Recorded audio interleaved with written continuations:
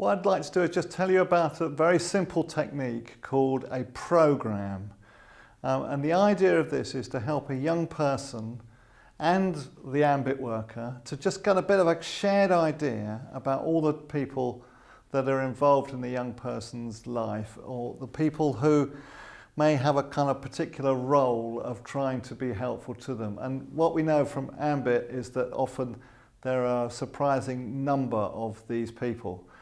So the idea is you're in a conversation with a young person, you just try and draw it out like a map so they can sort of see all the people involved. And it's not long conversation, you're just trying to quickly sketch this out. So you start with just drawing, put Joe in the middle. This is about Joe's story and about just trying to get an idea. And you're asking Joe, who else is kind of involved in trying to be helpful to you? And he tells you about the social worker. And you just have a bit of a conversation as to, is the social worker somebody you get on well with, you feel close to, that you trust or not? In this particular case, Joe's a bit suspicious of the social worker, doesn't know him very well. So we put him near the edge of the page. And we just then, okay, so who else is involved? Who else do you kind of feel can be helpful to you sometimes? Okay, head of year, he actually highlights the head of year as somebody who actually feels a little bit kind of helpful, has been helpful in the past. So put him a bit closer to Joe, but the question here is, does the head of year know the social worker? Do they talk to each other? No, never. As far as Joe knows, they've never met each other. Will be a very kind of common occurrence.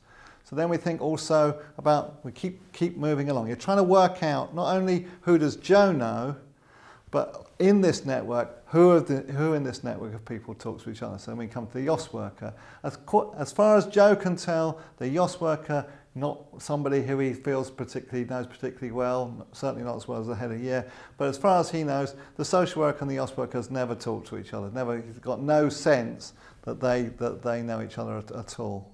Then also there might be an EWO. The EWO is somebody who's particularly concerned about his school attendance, and actually the EWO's made quite a good relationship with Joe's mum, and Joe feels a certain sort of loyalty towards the EWO. Doesn't know the EWO that well either, but there's a kind of sense that the EWO is a person who he kind of feels is kind of warm and kind and sort of trying to be helpful in some kind of way.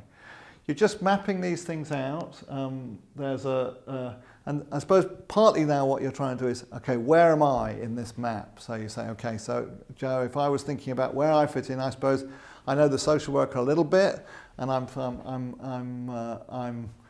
getting to know you, and so where would you put me? And you can have a bit of a discussion, and this one we've just put somewhere between the social worker and the young person. The point here is that's fine, gets